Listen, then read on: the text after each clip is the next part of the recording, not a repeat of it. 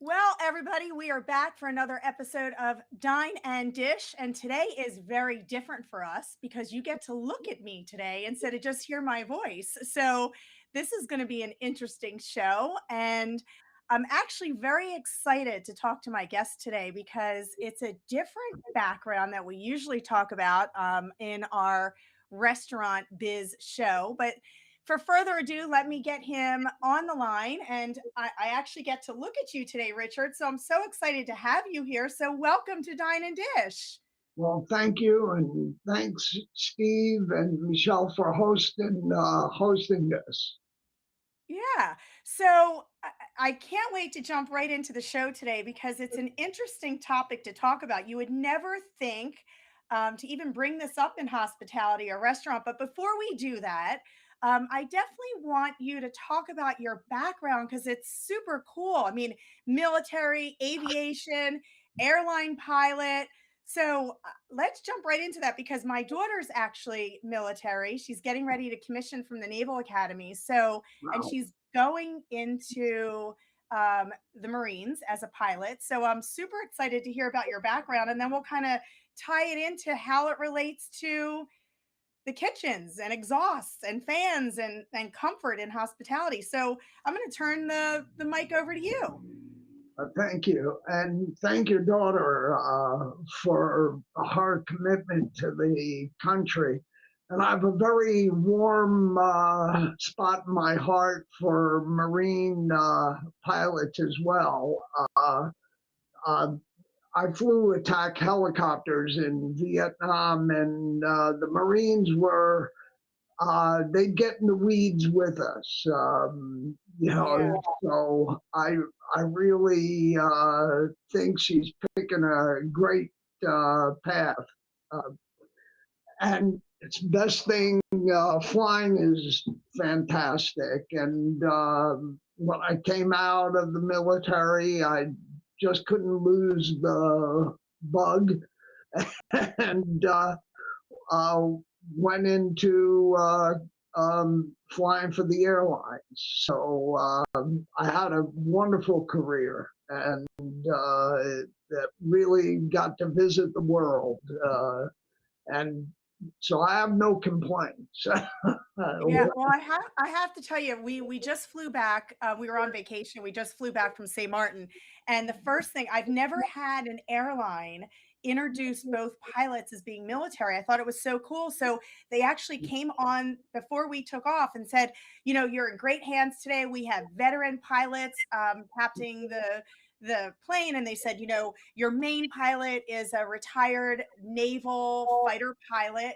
Um, and the co-pilot was also military. He was Air Force. So I thought that was super cool. So after we landed, I had to go talk to him and say, oh my God, my daughter's graduating and commissioning from the Naval Academy. And I said, so excited. So I talked to him for a little bit. So when I saw your background, I thought, wow, this is a cool way to start the show. it, it sure is. And I tell you, she'll she'll have a great life. I've obviously, from my experience in Vietnam through the airlines, flying with naval aviators and Air Force folks, it does make a difference, the intensity of the training. So Yeah. she'll love it. Yeah. It's She does great. already. I mean, Yeah. she's loved her whole career so far at the Naval Academy. So, and it's been amazing for her. I mean, the education and Oh yeah. the training, and I mean, just it's so impressive at what those kids go through. But we can talk the whole show about the military, but we got to get into our topic today because I'm going to pick your brain. But so when you retired from aviation, you transitioned into tech and innovation. So do you want to talk a little bit about why you made that transition and how it relates? And I guess the best way to describe it to our listeners is based on the environment and the comfort of when you're in a restaurant and hospitality. And we'll get into all the details of fans and HVACs, but let's talk your transition, if you don't mind starting there. Well, not at all. I tell you, for myself, I'm too neurotic to sit still for long. So I just never felt that retirement was, you know, to be a leisurely a process. For me, it was much better if I involved myself in. I've always loved science. I've always loved mechanical devices. So it was a natural progression for that to occur. Mhm. Um, Coming across an ability to, create a system that actually addressed energy savings, but comfort, improvements in indoor air quality, all of that drove us into this journey. And the journey, though relatively long, to me is well worth it because we're coming out with our latest version of the system, and it is absolutely, the performance is great. Everything about it is what we always wanted to get to. So our team worked to perfect the product Right. and build it to last. That was the other goal. So that transition was predicated on neuroses, Michelle. Yeah. I Well, just so don't think sitting still is healthy for you. yeah, yeah. Well, it's funny because when your team reached out to me to do this show, because everything we do with my show is all about hospitality in the restaurants, and we talk about everything from designing restaurants to training and profitability and how to be effective and efficient. And when they reached out, I thought, how can we translate the whole fan and into what it means for the restaurant? And then I said, well, you know what? Our biggest challenge in every restaurant, believe it or not, is our HVAC system. And in every full service restaurant we always have an issue with HVAC, them going down. And on a Saturday night, if you're packed, you have 300 covers, you have everything's moving, the kitchen, and you know how hot the kitchen gets with the stoves and the fans. And then the air goes down, and you have an issue with your makeup air. And we can talk about makeup air and HVAC. But I'll tell you what, as a restaurateur, I've had nightmares where it Sure. could be 80 degrees in the restaurant, and we're thinking, oh my God, what are we going to do? People are hot, and we start pulling out fans, and then we call the HVAC company. So, a lot of our listeners don't even realize how important exhaust fans and proper ventilation is in hospitality. I mean, it can make or break your dining experience. You don't realize it. Oh, absolutely, Michelle. Yeah, and you hit the nail on the head by saying that the environment and the comfort within that environment is part and parcel of sitting down and enjoying a well prepared and good meal. Right, right. Let's look at it logically.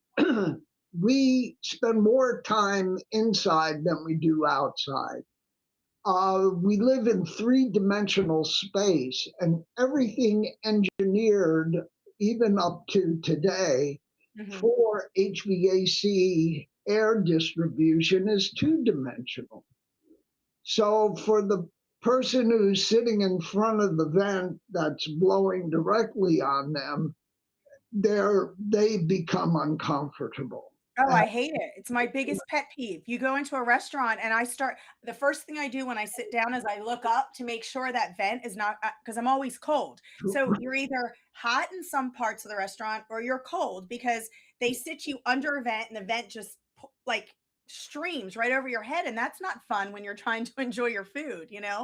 no, it's not. And the food gets cold quicker, and Correct. everything is not the way it should be. Um, But let's go back to just a single line of air being blown and under a force that is unnecessary, except for the fact that the designing engineer had to get that cold air from where it's emanating to the other side of the room.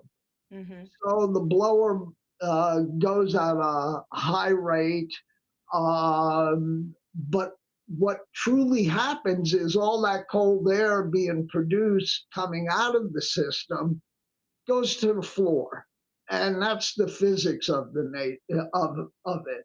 And it's natural. It's the only way it works. There's no getting around that particular process. Cold air is denser. Denser air is heavier, and it lays on the floor. Mm-hmm. So our system lifts that cold air up and in a gentle fashion distributes it to everywhere in the room.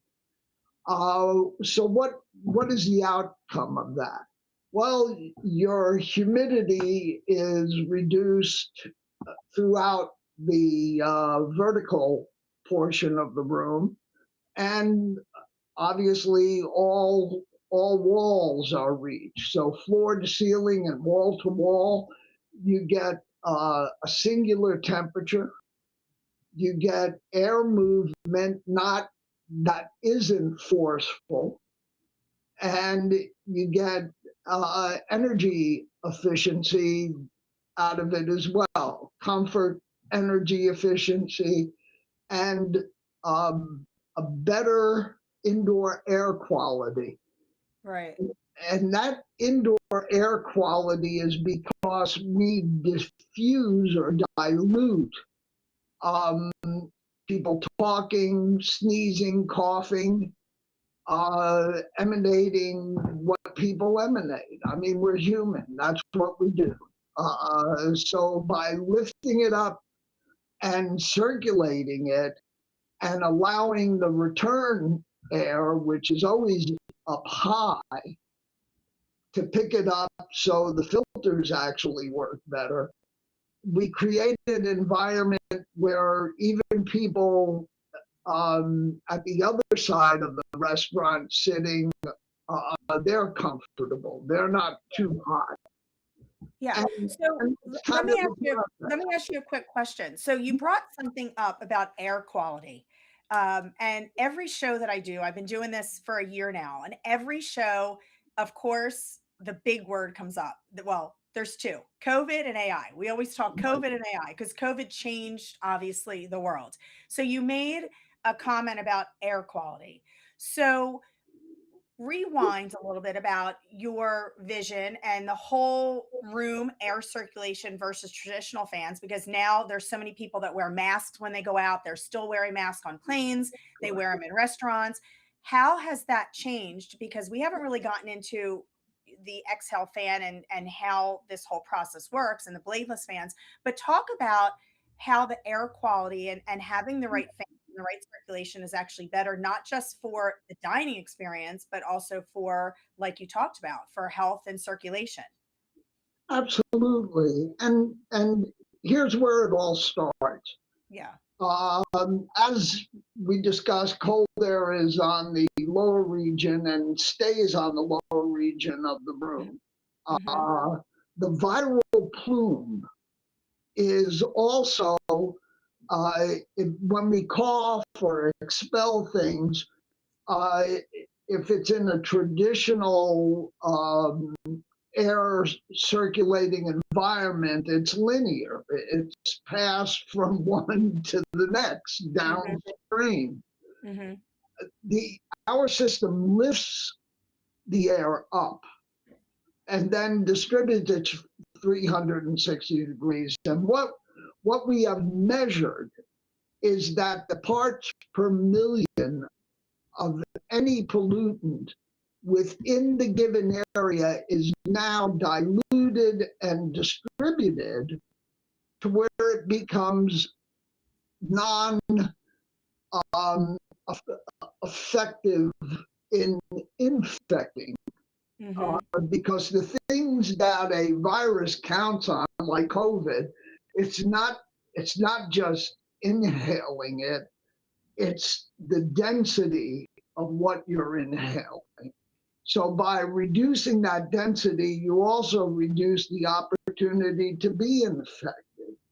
Hmm. Hence, being outside, if the wind's blowing and some person has COVID, it the probability of getting infected goes down Goes down. tremendously. Yeah. And this is a very similar situation that we're bringing into a three-dimensional space that we live in. And it is those elements that um, I feel um, provide a real reason to use this system. It's not just energy savings, even though that comes about. And Purdue University did our quantitative analysis on that. So, Uh, so talk a little bit about that because I know when we talked and they sent information, they said it was backed by Purdue University. So talk about the I guess the research that's been done, the information, and I guess we need to also just describe what this fan is. We haven't really gotten into that. So what exactly is the fan? How it's implemented? Does it go into the HVAC system? Is it something that's on the wall? Like, do you see it? If you can talk a little bit about the whole process, because I'm not a techie person. If anybody knows me, I shut down every system. So you got to talk for like us lay people out here that are not real techie well, about the whole process. simply the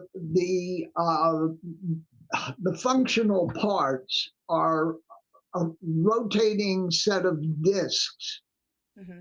about a central axis and a wide opening that allows sufficient air to be circulated. And the reason the opening or the input side of this is wide is you create no pressure gradient that would allow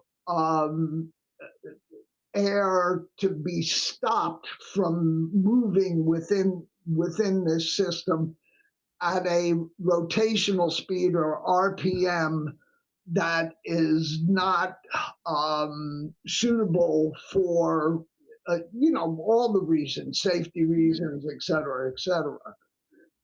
Um, Maybe I'm saying things too technical, but let, Yeah.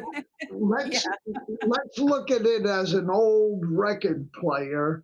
And Uh-huh. the way it works is you have an old 33 RPM record player, and Hmm. you drop water near the post that the Hmm. The center. record Hmm. goes on. You drop some water there while it's spinning, and the water shoots out to Yeah. the beyond the spinning record. Hmm. This functions the same way. Uh, Air is considered a fluid, and uh, so the motion of air molecules are affected by the same thing that I just described with water being shot out of a spinning phonograph. Hmm.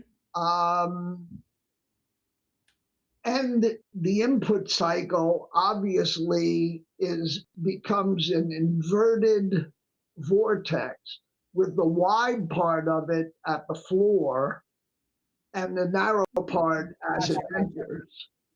So your the cycle is best described as the input is picking up everything in the air uh, and then distributing it 360 degrees to every portion of the room. Right. And the benefits are as let's say in place like Florida, high humidity Mhm, areas, Louisiana, southern Texas, Florida. mhm. Um, just like fog, if wind is blowing, fog cannot form. Well, the same thing with mold and mildew. If air is moving over those areas, then the purchase of mold spores becomes, not available. And also, the less humid air is being lifted to the higher portions of the room, and every portion of the room, I should say. Yeah. So you're reducing any ability for things to latch on and grow. Yeah, Uh, let me ask you a quick question. You said something really interesting. So you talked about high humidity. We had a restaurant in Florida. We opened right before COVID. We wound up closing at COVID and moving it here to Annapolis. But our whole front, so it was a beautiful restaurant. We brought in Italian marble tile, the whole front of the bar, the mosaic tile. yeah, One of the problems that we had, Florida was so humid. And when we would put the air conditioners on. We would have the air curtains because obviously we opened all the doors. We had beautiful nano doors. So this way we had everything open. So people felt connected from the outside patio to the bar and the dining area. So what we found, we had a huge problem with the floors being wet and slippery because what was happening was because of the humidity and it was hitting with the air, it was leaving like almost a film on all the marble tiles and we were walking around rub everything we did. I mean, where were you when we were in Florida? We needed this type of system. So does that system eliminate that? And then my question is if it is this important where it helps with, you know, COVID and it helps with germs and it helps with humidity and it's helping with a lot of these different air quality issues, why aren't they where are the state requirements? Where's the codes? Because you would think the state would require some type of, especially for restaurants. I mean, the health department's so tough anyway, you know? precisely. To go to your first statement about Yeah. wet floors and the condensation being Mhm. caused by the meeting of humid air and a cold surface. Uh, Right. and the floor surface didn't have any circulation, and that's how it was permitted to condense on Mhm. the floor. Um, yes, that would have Eliminated. eliminated that occurrence. Yeah. Um, in Europe, the Europeans take um, kindly to technology quicker than we do here. But that is part and parcel of why the city of Toulouse in France, in all their schools, they put these units in Mhm. to, uh, slow down kids getting sick, which they're good at. I remember mine, go to school, they come back, get me sick as Right. well. Oh, believe me, I have a 6-year-old. I have Right, my oldest is gonna be 28 this year, and my little right. one is gonna be 7 in 2 weeks. So every time I say it all the time, they're all little sick monsters. They go to school and they come home and they just share their germs. I've never seen it. We need it not just in restaurants, we need it everywhere. Keep the germs outside of my house. Right. And again, unless you actively address indoor circulation, thinking of a three-dimensional solution, Mhm. you know, all of the things that we face will continue without mitigation. So I'd love to see us get into that. We are in the U.S. Army barracks at Fort Wainwright in Fairbanks, Alaska, and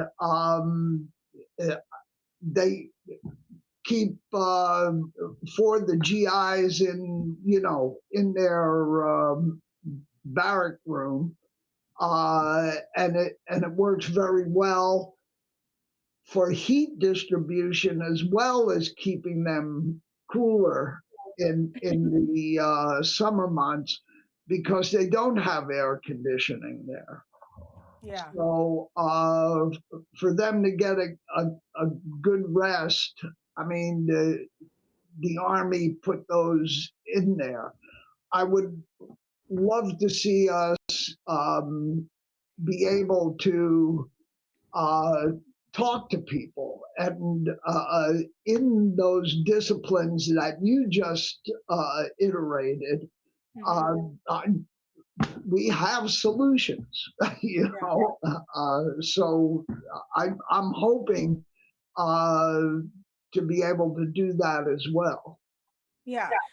So talk, let's get truly into restaurant operations. Yeah, So obviously this can work everywhere. It works in schools and it works, I mean, everywhere. It should because of what you're saying. It keeps us healthy, it keeps air quality healthy. And I mean, obviously that's what we want. But talk about, you mentioned a little bit about savings, energy savings. yeah. So what should a restaurant operator know and kind of tie that back to our industry? So are there renovations required? Does it go into the HVAC? Especially now, I mean, utility costs in restaurants are crazy. I mean, they just get more and more, and it's just ridiculous. So, how does it impact the margins? Like, let's talk restaurant bottom line. Because, I mean, we talk every show about how does the product help the bottom line and how do we become more effective and efficient and creating restaurant. I mean, restaurants are the most volatile in the industry. 80+% fail. So what we're trying to do is bring to the listeners, you know, solutions for them and for our operators, and tie that back for me and help me understand how this helps the bottom line and helps the energy savings.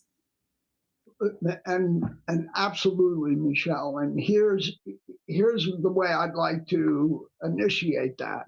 Purdue Hmm. University accomplished two studies for us. Number one, does it do what we say it does? And Hmm. they proved that in their laboratory. The second study is okay, you save energy, how much? Right. All right. So in their study approached a large office building, a large hotel, and a large school. And what they determined in three different temperate zones, one Miami, the other New York City, and the other in Denver, is Hmm. that you could increase your thermostat by 4 degrees, and inside you would still feel like it was 72 degrees, which is the ASHRAE comfort level. All right. So they proved that. Now to the amount.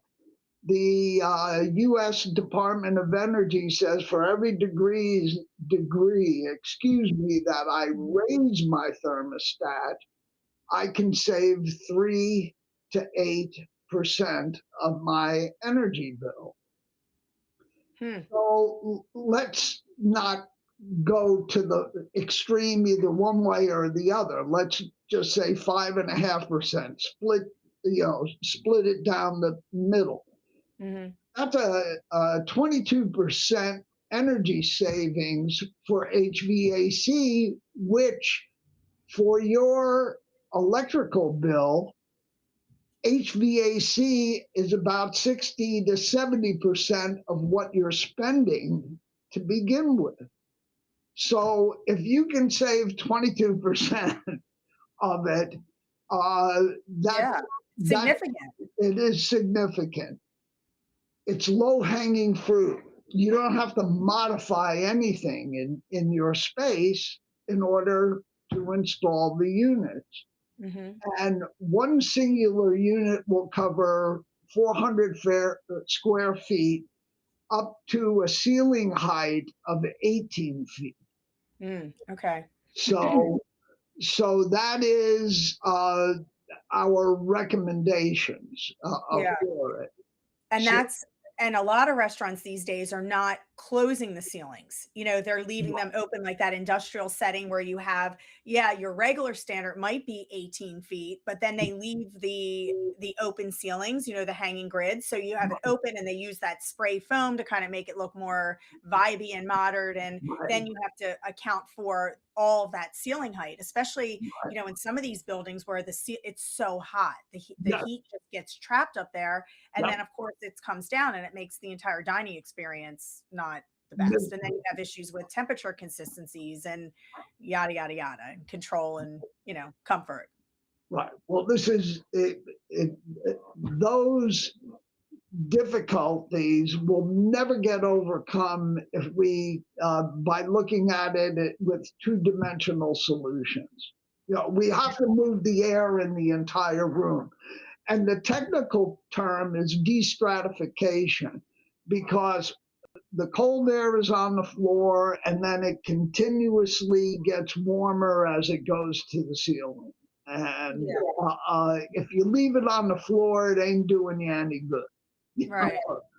So, Have you seen a big difference with the kitchen spaces? I mean, we're talking dining room. I mean, but yeah, let's talk back of the house for a couple minutes because every kitchen is crazy hot. I mean, yeah, Saturday night you have the chef slinging everything's craziness, and then all of a sudden it's really hot, and then in the winter you have the reverse because they turn on the makeup air units and then it blows all the cold air in. So now so in the summers it's hot, hot, hot, and in the winters it's right.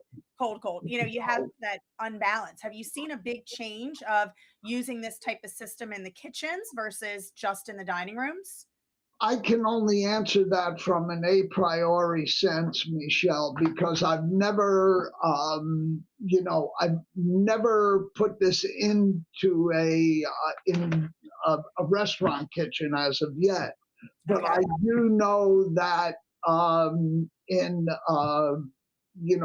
private homes that have put this in the kitchen, uh, their reports are for stability of temperature, both winter and Mhm. summer. And they actually have a better, cooler environment in the summer and a warmer environment in the winter. So that's my empirical knowledge of that. But if I'm Gotcha. to look from an a priori sense, I'd say, yeah, it's going to work. Yeah. Because I would love to see, we might have to be your test kitchen. The next restaurant, I might have to call you and we might have to test it. Because obviously, we're focusing so much on the front of the house and the dining experience. But for us as restaurateurs, our biggest challenge is always the kitchen. It's our chef going, oh my God, it's so hot. Call the HVAC company. Well, That might be the biggest test. Fleet Week is coming up. It is. It is. For everybody listening, Fleet Week is coming up, and not only Fleet Week is coming up, but we also have commissioning in the Annapolis area. So we're going to have all of our military people down Right. here. And the Blue Angels air show in front of the Academy is the best. It is. It is. It's coming. It's they do the practice on Tuesday and then they do the actual air show on Wednesday. It's probably one of the best air shows I've seen. I mean, they're all over the country, obviously, but it is. The Blue Angels are pretty special. Absolutely. So let me just ask you a couple quick questions. I know we're going to run out of time. This happens every show. We get to like 35, 40 minutes, and I'm like, oh my God, we didn't even get through half the questions that I have. So before we do that, if you can just talk a little bit about, so have you worked directly with restaurants or is this a new product? I mean, how's the whole implementation going? I mean, is it more for bigger brands? Is it for independent operators? I mean, what's your sense here on, how it would affect restaurants like ours, like fast casual full service, like small 3,000 versus 8,000 square feet? I mean, what's your take on that? my Here's my take on it. You want your customers to come back. You Right. want them to Sure. be comfortable in their environment. And the restaurants that I have direct knowledge of are all in Hong Kong. and that use the fan, Mm-hmm. and they keep buying more. You know, so their feedback to me is that it makes a big difference, and here's why. Mm-hmm. It's a HVAC delivery system. So you don't have to blow the air at, at the highest rate coming out of your fan speed. In other words, you can reduce your fan speed. That fan, on average, draws about 1,500 watts, which is a hair dryer. That's a high energy consumption, just the blower of the HVAC system. So you can reduce that by 50%. And you can circulate the air uh, everywhere and efficiently in the restaurant.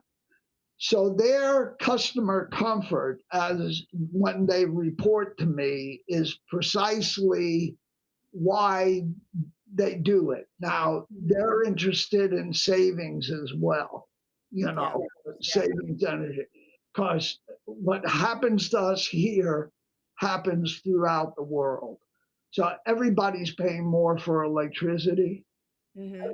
and they're you know, you have to stay alive as a business, and if you can cut costs without sacrificing the comfort of your patrons, then that's kind of what we're producing. Right. All right. So here's the $1 million question. And every show it comes up.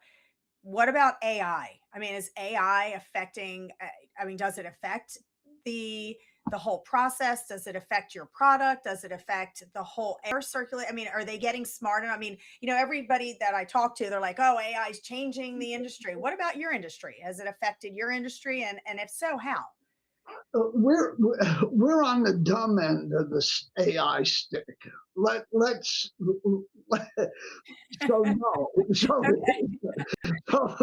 the answer is it all deals with basics. And if anything, AI would probably integrate with HVAC systems and our system Hmm. to produce the most ideal combination, which on advanced building management systems, we're starting to get into that as well, but that's not on a individual restaurant scale. Gotcha. However, in a hotel, in a resort, they that truly would be of great benefit by approaching it three-dimensional and using AI to integrate the properties of what we produce along with their basic, the rest of their HVAC system. Yeah. Huh. So I'm going to turn the tables completely, and instead of talking ventilation and HVAC and all the techie stuff, let's talk about you for just a minute. You've had an amazing long career, successful in many industries. You've reinvented yourself. So our last show, we focused so much on leadership and women empowerment, and how to develop young leaders and inspire and motivate. So if you could give advice to the listeners for reinventing themselves later in life and coming up with a new career, and what keeps you motivated, and what advice would you give them? Do what So you love. pick your brain for a Right. minute. All right. I guess the most important thing is don't dance to anyone else's tune.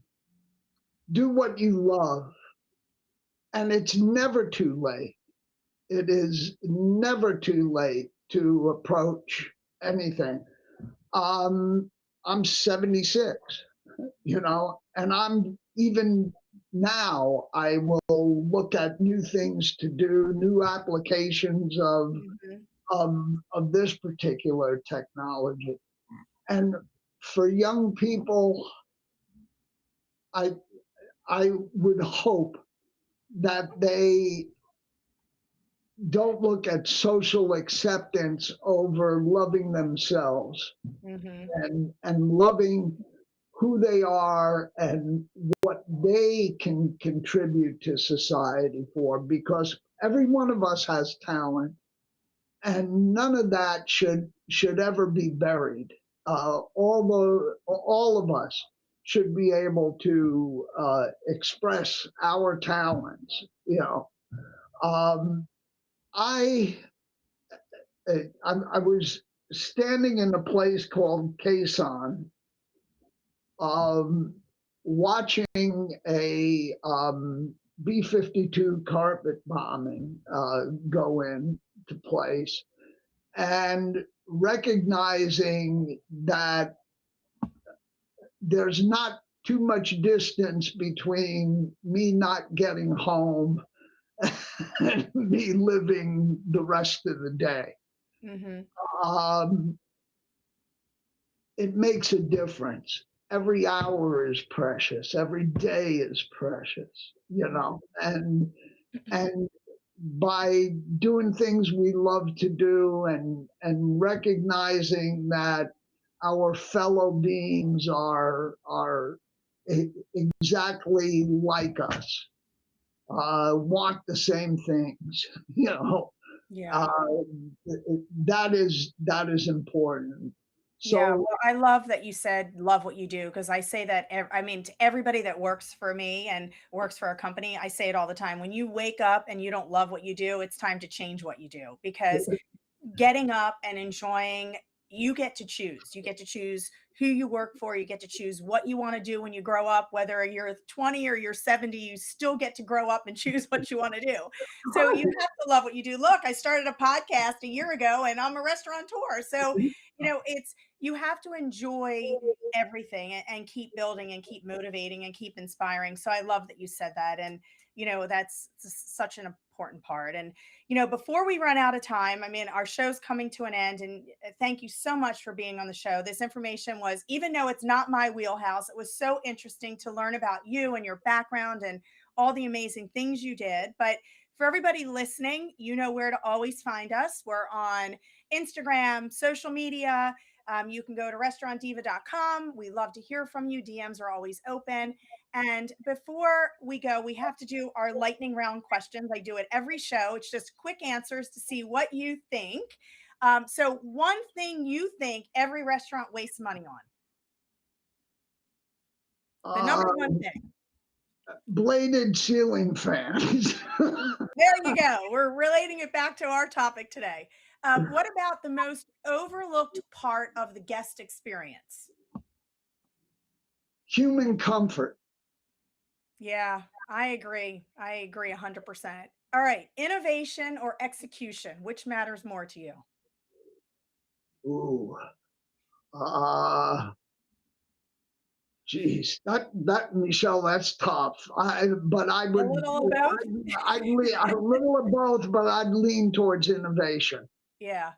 So that's an interesting question because, nowadays there's so much that's new that you have to be innovative to stay relevant, to be able to execute and be effective and efficient. So I agree. It's kind of a 50-50. And then last but not least, one word that you would use for hospitality in 2026.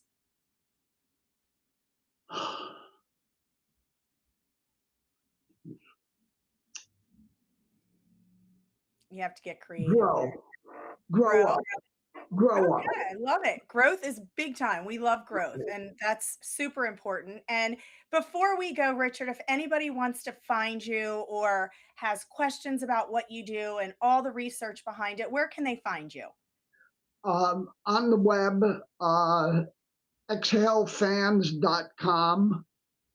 My particular, and I enjoy talking to people, Richard at exhalefans.com. Okay, great. And, for everybody listening, you would never think about fans and circulation being so important in our industry. And as you see every show, every week, I bring in different guests and different topics and show you how important you have to think through every detail of the restaurant. I mean, we've had designers on, we've had contractors on, now we have ventilation and fans. I mean, it just shows you how every little detail affects the dining experience. And every restaurant owner should really start to think differently about building a restaurant today. Whether it's a 900 square foot or 10,000 square foot, all these details really go into the bottom line. And, sometimes the biggest improvements in your business aren't what the guest sees, but maybe how they feel. Like you said, I mean, it's important. Comfort is the number one thing, you know? Yes, Michelle, and low hanging fruit. I mean, this is not rocket scientists Yeah. stuff. You know, And Richard, any closing comments you want to leave us with before we end our show today? what I would like to do is just say to you, Michelle, as a host, me being a guest, this was a great experience for me. You're magnificent and Aw, delightful, and thank you for the opportunity. yeah. Thank you so much, as always. And for everybody listening, you heard it. It's the end of our show, and we'll be live every Wednesday morning at 6:30. We're streaming on all platforms. And Richard, thank you. You're an amazing guest, and I hope to talk to you soon. Yes, ma'am. All right. And that's a wrap, everybody. We'll see you next week. Thank you. Bye, Richard. Bye, dear. Bye.